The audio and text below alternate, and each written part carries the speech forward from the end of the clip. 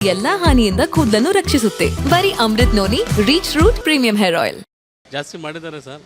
ಅವ್ರು ಬಿಟ್ಟು ಭಾಗ್ಯಗಳು ಕೊಡ್ತಾರಲ್ಲ, ಜನಗಳ ಮೇಲೆ ಹೊರೆ ಹಾಕ್ಬೇಕಲ್ಲ. ಪ್ರತಿಯೊಂದು ರೂಪಾಯಿನೂ ಜನಗಳಿಂದ ತಗೋಬೇಕು ತಾನೆ. ಇನ್ನು ಅವ್ರ ಮನೆಗಳಿಂದ ಯಾರು ತಂದು ಹಾಕಲ್ವಲ್ಲ. ಸಾಮಾನ್ಯ ಜನಗಳಿಗೆ ತೊಂದರೆ ಸರ್ ಇದು, ಬೇರೆ ಇನ್ನೇ ಇಲ್ಲ. ಜನಗಳಿಗೆ ತೊಂದರೆ ಕೊಡ್ತಾವ್ರೆ. ಪೆಟ್ರೋಲ್ ಡೀಸೆಲ್ ಅಂದರೆ ಸಾಮಾನ್ಯ ಸೆಂಟ್ರಲ್ ಗೌರ್ಮೆಂಟ್ ಅಂತೀರಿ, ಸ್ಟೇಟ್ ಗೌರ್ಮೆಂಟ್ ಮಾತ್ರ. ಸರ್ ಸ್ಟೇಟ್ ಗೌರ್ಮೆಂಟು ಅವ್ರು ಟ್ಯಾಕ್ಸ್ ತೊಗೊಳೋದಕ್ಕೆ, ಎಕ್ಸ್ಟ್ರಾ ಟ್ಯಾಕ್ಸ್ ತೊಗೊಳೋದಕ್ಕೆ ಅವ್ರು ತಾನೇ ಈಗ ಮಾಡಿರೋದು. ಸೆಂಟ್ರಲ್ದೇನಿಲ್ವಲ್ಲ ಇದು. ಇವ್ರು ಟ್ಯಾಕ್ಸನ್ನು ಇವ್ರ ಭಾಗ್ಯಗಳಿಗೋಸ್ಕರ ಮೇಂಟೈನ್ ಮಾಡೋದಕ್ಕೋಸ್ಕರ, ಟ್ಯಾಕ್ಸ್ಗೋಸ್ಕರ ಈ ಥರ ಜಾಸ್ತಿ ಮಾಡಿದ್ದಾರೆ. ಜನಗಳಿಗೆ ಹೊರೆ ಸರ್ ಇದು. ಜನಗಳಿಗೆ ಭಾರಿ ಭಾರಿ ಹೊಡ್ತಾ ಜನಗಳಿಗೆ. ಇವರೇನೇ ಮಾಡಿದ್ರೂ ಜನಗಳ ಜೋಬಿಗೆ ಕತ್ತರಿ ಬೀಳೋದು, ಸಾಮಾನ್ಯ ಜನಕ್ಕೇ ತೊಂದರೆ ಆಗೋದು. ಸರಿ ಸರ್. ಗ್ಯಾರಂಟಿ ಕಾರಣಕ್ಕೆ ಪೆಟ್ರೋಲ್ ಅಂತ ರೊಟೀನ್ ಸಣ್ಣಪುಟ್ಟ ವಸ್ತುಗಳ ಬೆಲೆ ಆದರೆ ಗ್ಯಾರಂಟಿ ತಗೊಂಡ್ರು ಇಲ್ಲಿ ಜನಕ್ಕೆ ಅನುಕೂಲ ಆಗಲ್ಲ ಸರ್. ಇವ್ರು ದುಡ್ಡು ತಗೊಂಡು ಜನಗಳಿಗೆ ಕೊಡ್ತಾವ್ರಲ್ಲ, ಜನಗಳಿಗೆ ಕೊಡೋಕ್ಕೋಸ್ಕರನೇ ನಮ್ಮಂಥವ್ರಿಗೆ ಜನಗಳ ದುಡ್ಡು ಜನಗಳಿಗೆ ಕೊಡ್ತಾವ್ರು ಅವರು. ಜನಗಳಿಗೆ ಈಗ ಏನಾಗ್ತಾಯಿದೆ, ಸಾಮಾನ್ಯ ಜನಕ್ಕೆ ಪ್ರತಿಯೊಂದು ಬೆಲೆ ಜಾಸ್ತಿ ಆದವಾಗ ಜನಗಳ ಜೊತೆಗೆ ಹೊಡ್ತಾ ಬೀಳೋದು, ಜನಗಳಿಗೆ ಕೊಡ್ತಾ ಬಿಡೋದು. ಈ ಪೆಟ್ರೋಲ್ ಪ್ರತಿಯೊಂದು ಮೇಲೆ 4 ಗಾಡಿಗಳು ಇದ್ದೇ ಇರ್ತವೆ.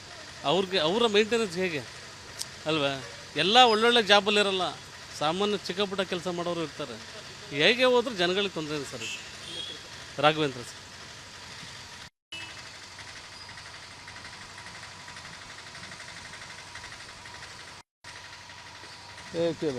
ಜಾಸ್ತಿ ಮಾಡ್ತಾನೆ ಅವರೇ, ಯಾವುದೂ ಕಮ್ಮಿ ಮಾಡ್ತಾ ಇಲ್ಲ. ಯಾವ ರೇಟು ಅಷ್ಟೇ, ಇದೊಂದೇ ಅಂತಲ್ಲ, ಪ್ರತಿಯೊಂದು ರೇಟು ಕಮ್ಮಿ ಆಗ್ತಾಯಿಲ್ಲ. ಎಲ್ಲ ರೇಟು ಜಾಸ್ತಿ ಆಗಿದೆ. ಈಗ ಬೀನಿಸೆ ತೊಗೊಳ್ಳಿ ಎಷ್ಟು ರೇಟ್ ಇದೆ, ಕ್ಯಾರೆಟ್ ತೊಗೊಳ್ಳಿ, ತರಕಾರಿ ರೇಟ್ ಪ್ರತಿಯೊಂದು ರೇಟು ಜಾಸ್ತಿ ಆಗಿದೆ. ಇದು ಒಂದೇ ರೇಟು ಅಂತಲ್ಲ, ಪ್ರತಿಯೊಂದು ರೇಟು ಜಾಸ್ತಿ ಆಗಿದೆ. ಜನಸಾಮಾನ್ಯರಿಗೆ ಭಾಳ ತೊಂದರೆ ಆಗ್ತಾಯಿದೆ. ಯಾವ ಸರ್ಕಾರ ಬಂದರೂ ಅಷ್ಟೇ, ಸೆಂಟ್ರಲ್ ಸರ್ಕಾರ ಬಂದರೂ ಅಷ್ಟೇ, ಸ್ಟೇಟ್ ಗೌರ್ಮೆಂಟು ಬಂದರೂ ಅಷ್ಟೇ, ಯಾರಿಂದನೇನು ಜನಗಳಂತೂ ಉಪಕಾರ ಇಲ್ಲ. ಬರೀ ಎಲ್ಲರಿಗೂ ಇದೇ ಆಗ್ತಾಯಿದೆ. ಯಾವ ರೇಟ್ ಜಾಸ್ತಿ ಕಮ್ಮಿ ಇದೆ ಸ್ವಾಮಿ, ಪ್ರತಿಯೊಂದು ರೇಟು ಜಾಸ್ತಿ ಆಗ್ತಾಯಿದೆ. ಯಾವ ತಿನ್ನೋದು ಅಟ್ಲೀಸ್ಟು ತರಕಾರಿ ತಿನ್ನೋ ಅದರಲ್ಲೂ ರೇಟ್ ಜಾಸ್ತಿ ಮಾಡಿ ಕೂರ್ತಿದ್ದೀರಲ್ಲ, ಏನು ಮಾಡೋದು? ಎಲ್ಲಿಗೆ ಹೋಗೋದು ನಾವು? ನಾವು ರಿಟೈರ್ಡ್ ಪರ್ಸನ್, ನಾವು ಬರೋ ಸಂಬಳದಲ್ಲಿ ಇದು ಮಾಡ್ಕೊಂಡು ಎಲ್ಲ ಮಾಡ್ಕೊಂಡು ಇದು ಇಷ್ಟೊಂದು ರೇಟ್ ಮಾಡ್ಕೊಂಡು ಕೂತು ಎಲ್ಲಿಂದ ನಾವು ತಿನ್ನೋಕ್ಕಾಗತ್ತೆ? ಏನು ಮಾಡೋಕ್ಕಾಗತ್ತೆ? ಪೆಟ್ರೋಲ್ ಡೀಸೆಲ್ ರೇಟು ಅಂದರೆ ಸಾಮಾನ್ಯ ಸೆಂಟ್ರಲ್ ಗೌರ್ಮೆಂಟ್, ಅದು ಸೆಂಟ್ರಲ್ ಗೌರ್ಮೆಂಟು ಸ್ವಾಮಿ, ಸೆಂಟ್ರಲ್ ಗೌರ್ಮೆಂಟ್ ಮಾಡಿದೆ, ಅದು ಮಾಡಬೇಕು ಅವರು. ಈಗ ಗ್ಯಾಸ್ ರೇಟ್ ಮಾಡ್ತೀವಿ, ಕಮ್ಮಿ ಮಾಡಿಬಿಡ್ತೀವಿ, ಹಂಗೆ ಮಾಡಿಬಿಡ್ತೀವಿ, ಹಿಂಗೆ ಮಾಡಿಬಿಡ್ತೀವಿ, ಬರೀ ಬಾಯಲ್ಲಿ ಹೇಳ್ತಾರೆ ವಿನ ಯಾರೂ ಮಾಡೋವಂಥದ್ದಿಲ್ಲ. ಹಸಿನು ಹೇಳ್ತಾರೆ ಬಾಯಿನ ಎಲೆಕ್ಷನ್ ಮುಂಚೆನೇ ಹೇಳ್ಬಿಟ್ರು ಸಿಲಿಂಡ್ರ್ ಹೇಗೆ ಕಮ್ಮಿ ಮಾಡಿಬಿಡ್ತೀವಿ ಅಂದರು. ಅಷ್ಟೇ ಇದೆ, 850 ರೂಪಾಯಿನೇ ಇದೆ ಇವತ್ತುವರೆಗೂ. ಎಲ್ಲಿ ಕಮ್ಮಿ ಆಗಿದೆ? ಪೆಟ್ರೋಲ್ ಕಮ್ಮಿ ಮಾಡಿಬಿಡ್ತೀರೋ ಬಂದು ಕೂತ್ಕೊಂಡ ತಕ್ಷಣ ಹಂಗೆ ಹಿಂಗೆ ಅಂತ ಎಲ್ಲ ಹೇಳಿದ್ರು. ಯಾರು ಮಾಡಿದ್ರೆ? ಇನ್ನೂ ಜಾಸ್ತಿ ಆಗ್ತಾಯಿದೆ ವಿನ ಕಮ್ಮಿ ಅಂತೂ ಆಗ್ತಾಯಿಲ್ಲ. ಸ್ಟೇಟ್ ಗೌರ್ಮೆಂಟ್ ಅವರೆಲ್ಲ ಆಲ್ಮೋಸ್ಟ್ CM ಸೇರಿದಂಗೆ ಎಲ್ಲರೂ ಎಲೆಕ್ಷನ್ ಟೈಮಲ್ಲಿ ಎಲ್ಲ ಆಶ್ವಾಸನೆ ಕೊಟ್ಟರು, ನಾವು ಅದು ಮಾಡಿಬಿಡ್ತೀವಿ, ಇದು ಮಾಡಿಬಿಡ್ತೀವಿ, ಅದು ಮಾಡಿಬಿಡ್ತೀವಿ ಅಂತ. ಯಾಕೆ ಬೇಕು ಸರ್? ಈ ಭಾಗ್ಯಗಳು ಏನಕ್ಕೆ ಕೊಟ್ಟರು? ಯಾಕೆ ಕೊಟ್ಟರು ಅವರು? ಜನಸಾಮಾನ್ಯಗಳಿಗೆ ಎಷ್ಟು ಲಾಸ್ ಮಾಡ್ತಾಯಿದ್ದಾರೆ. ಅದನ್ನು ಯಾರು ಕೇಳಿದ್ದೆ? ಯಾರು ಕೊಡಿ ಅಂತ ನಾವು ಕೇಳಿದ್ವಾ? ಮುಂಚೆಲ್ಲ ನಾವೆಲ್ಲ ತಿಂತಿರ್ತಿಲ್ವ ಅದೇ ಥರ? ಇವ್ರು ಕೊಡಿ ಅಂತ ತಿಂದ್ಬಿಟ್ಟು ಇಸ್ಕೊಂಡು ತಿಂತಿದ್ವಿ ನಾವು. ಇವ್ರು ಕೊಟ್ಟು 8 ತಿಂಗಳಿಂದ ಕೊಟ್ಬಿಟ್ಟು ಜನಗಳನ್ನ ಸೋಂಬೇರಿತನ ಮಾಡಿಬಿಟ್ರು. ಯಾರಿಗೆ ಏಕೆ ಹೋಯ್ತಲ್ಲ ಸೆಲೆಕ್ಕೆ ಜನಕ್ಕೆ? ಎಲ್ಲ ಆರಾಮಾಗಿ ಕೂತ್ಕೊಳ್ತಾರೆ, ತಿಂದ್ಕೊಂಡು ಕೂತ್ಕೊಂಡವ್ರೆ. ಏನಕ್ಕೆ ಬೇಕಾಗಿತ್ತವಲ್ಲ? ಮುಂಚೆ ಹೆಂಗೆ ನಡ್ಸ್ಕೊಂಡೋಗಿ ರೇಟ್ಗಳು ಕಮ್ಮಿ ಮಾಡಿ ಜನಸಾಮಾನ್ಯರಿಗೆ ಅನುಕೂಲ ಮಾಡಿಕೊಡಿ. ಅದನ್ನು ನಾವು ಕೇಳೋದು ಅಷ್ಟೇ. ನನ್ನ ಜೀವನದಲ್ಲಿ ನಾನು ಮಾತ್ರವಲ್ಲ, ನನ್ನ ಕೂದಲು ಕೂಡ ಆಗಿರ್ಬೇಕು ಸ್ಟ್ರಾಂಗ್ ಅಂಡ್ ಸ್ಟೈಲಿಶ್. ಬರೀ Amrit noni reach root premium hair oil ನೊಂದಿಗೆ. Reach root premium hair oil. ಯಾರ ಜೊತೆನೂ ಈ ಪಾರ್ಟಿ ಕೇಳೋರು ಆ ಪಾರ್ಟಿ ಮೇಲೆ ಹೇಳ್ತಾರೆ, ಅವ್ರು ಕೇಳಿದ್ರೆ ಸೆಂಟ್ರಲ್ ಗೌರ್ಮೆಂಟ್ ಮೇಲೆ ಹೇಳ್ತಾರೆ. ಎಂಡ್ ಆಫ್ ದಿ ಡೇ ನಾವು ಪ್ರೇ ಮಾಡಲೇಬೇಕು, ಅದರಲ್ಲಿ ಏನೂ ಚೇಂಜಸ್ ಇರೋದಿಲ್ಲ.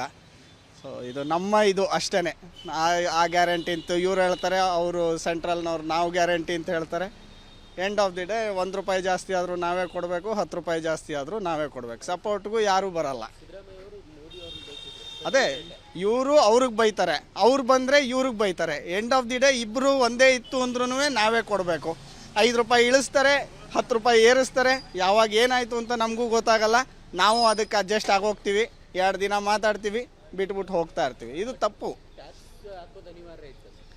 ಅನಿವಾರ್ಯ ಈಗಿನ ಪರಿಸ್ಥಿತಿಗೆ ಇರಲಿಲ್ಲ.